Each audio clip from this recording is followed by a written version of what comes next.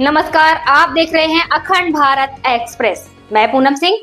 अब बढ़ते हैं आज की खास खबरों की ओर। बड़ी खबर है सुल्तानपुर से, जहां एक दिवसीय दौरे पर पहुंचे उत्तर प्रदेश सरकार के कैबिनेट मंत्री ओम प्रकाश राजभर ने विभिन्न कार्यक्रमों में हिस्सा लिया और जनसभा को संबोधित किया। उन्होंने केंद्र और राज्य सरकार की पिछले 9 वर्षों की उपलब्धियों को विस्तार में बताया। आपको बता दें कि मंत्री राजभर ने कहा कि सरकार ने गरीब, वंचित और समाज के अंतिम पायदान पर खड़े लोगों को मुख्य धारा से जोड़ने का कार्य किया है। उन्होंने उज्ज्वला योजना, प्रधानमंत्री आवास योजना और आयुष्मान भारत जैसी योजनाओं का जिक्र करते हुए कहा कि इनसे लोगों के जीवन स्तर में सुधार आया है और उन्हें सुरक्षा व सम्मान मिला है। सुल्तानपुर में हुए विकास कार्यों पर बोलते हुए उन्होंने कहा कि बेहतर सड़क नेटवर्क और मजबूत कानून व्यवस्था के चलते जिले की स्थिति में सकारात्मक बदलाव आया है। उन्होंने कार्यकर्ताओं से अपील की कि वे सरकार की जन कल्याणकारी योजनाओं को घर घर तक पहुंचाने का संकल्प लें।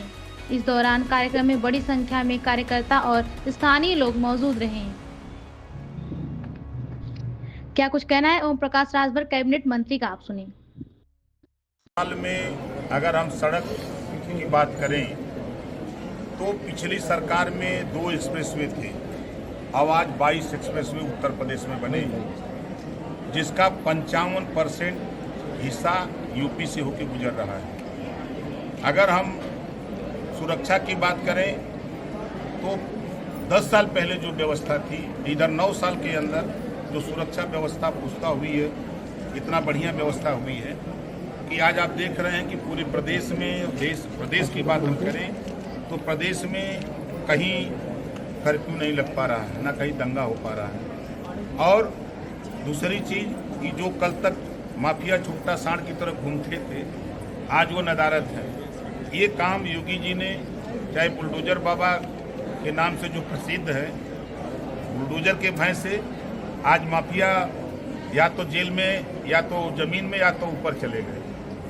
अगर हम बात करें शिक्षा का तो निश्चित हम आप लोगों से भी कहूँगा, भाई हम लोग तो पॉलिटिकल हैं।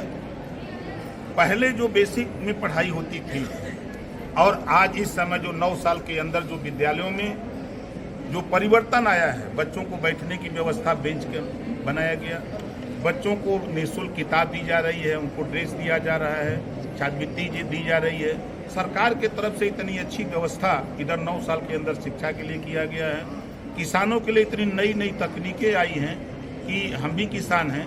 जिस खेत में हम समझते हैं कि 1 एकड़ में एक समय था 79-80 में हम लोग 1 एकड़ खेत में 1 कुंटल भी नहीं पैदा कर पाते थे, लेकिन आज 1 कुंटल 1 एकड़ में आराम से आदमी अपने पूरे परिवार भर खाने के साल भर पैदा कर ले रहा है। ये सरकार की नई तकनीकी की देन है। ईरान के राष्ट्रपति ने मोदी से अपील की है कि इजराइल और अमेरिका के युद्ध रोका जाए। देखिए, बहुत अच्छा उन्होंने अपील किया है। हमारे देश के प्रधानमंत्री माननीय नरेंद्र मोदी जी दुनिया के किसी देश में जाते हैं तो यही कहते हैं, हम बुद्ध की धरती से आए हैं, हम शांति का संदेश लेके आए हैं। हम आपस में अगर लड़ेंगे, 2 देश अगर आपस में लड़ेंगे तो आसपास के भी देशों का उसमें नुकसान होता है। उन्होंने अपील की है, हमारे प्रधानमंत्री जी उसके लिए सक्षम हैं, वो बात करेंगे और बात करके युद्ध विराम कराने का पूरा प्रयास करेंगे। सुल्तानपुर में किस तरह के विकास कार्य किए गए? आप प्रभारी मंत्री हैं। अभी मैंने आपको गिनाया। मंत्री भगवत मान का बड़ा एक्शन, कैबिनेट मंत्री लालजी ढोलक, एक मंत्री अखिलेश यादव का एक लोग को हम बोलिए। अभी आपने कहा कि माफिया छोड़कर चले गए हैं, ऐसे में गोरखपुर में पार्षद की हत्या और मथुरा में भरसा बाबा की हत्या और वाराणसी में छात्र की हत्या को किस प्रकार देखते हैं? देखिए, विपक्ष का काम अफवाह फैलाना है। भरसा बाबा की जो हत्या लोग बता रहे हैं वो एक्सीडेंट है। वो गाड़ी से, उनका पीछे से गाड़ी ने धक्का मारा है, जिसका डीएम ने खुद आकर के और एसपी ने बयान दिया है। मुख्यमंत्री भगवत मान ने सबसे बड़ा एक्शन लिया है, कैबिनेट मंत्री ने लालजी ढोलक के खिलाफ FIR दर्ज करा है। क्या कहिए? ये कौन सी नई बात है? यहाँ तो प्रदेश सरकार में यहाँ भी तो वही काम होता है। कोई भी मंत्री हो, विधायक हो, सांसद हो, अगर वो गलत रास्ते पर है, कोई गलत काम कर देता है तो उसके खिलाफ तुरंत एक्शन हो जाता है। उन्होंने बहुत अच्छा कदम उठाया है। माननीय जी, अधिकतर गांव में सचिवालय में जो है कंप्यूटर ऑपरेटर नहीं बैठ रहे हैं, ये अधिकतर जगह की समस्या, इस पर आप क्या कह रहे हैं? नहीं, आपकी बात से हम सहमत हैं।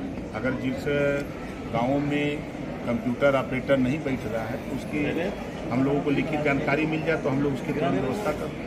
माननीय मंत्री जी, वाराणसी में गंगा के बीच में एक बिरयानी खाने का मामला है, उस पर अखिलेश यादव ने कहा कि 13 लोगों को पैसा नहीं गिरफ्तार दिया, किया। इसलिए जो है क्या कहते हैं उन लोगों ने।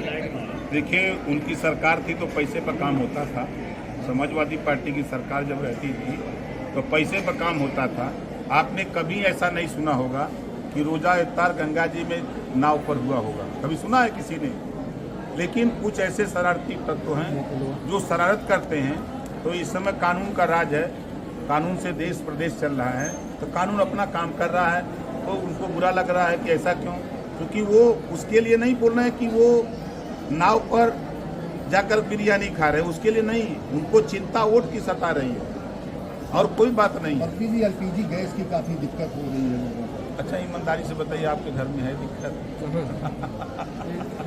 मंत्री जी, आप लोग खुद समझदार हैं। मंत्री जी, देखिए, जहाँ दो देशों के बीच में जब लड़ाई होती है तो आसपास के देशों में प्रभावित होता है, लेकिन जो चर्चा विपक्ष के द्वारा हो रहा है वो चीज़ नहीं है। सरकार कटिबद्ध है कि हर व्यक्ति को गैस सुलभ हो।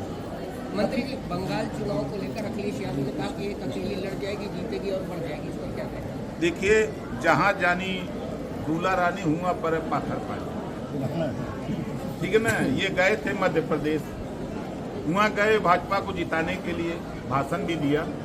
वहाँ दो ही पार्टी लड़ रही थी, कांग्रेस और भाजपा। भाषण उनका आज भी आप लोग भी सुने होंगे कि कांग्रेस बहुत चालू पार्टी है, इसको वोट मत देना। ये हमको धोखा दिया तो आपको धोखा देते देर नहीं, मतलब भाजपा को जिता देना लेकिन कांग्रेस को वोट मत देना। अब हम आपको ले चलते हैं उत्तराखंड तो कांग्रेस और सपा का अलायंस था और कांग्रेस का प्रत्याशी 200 समथिंग वोट से हार गया। वहाँ ये जो है 2000 समथिंग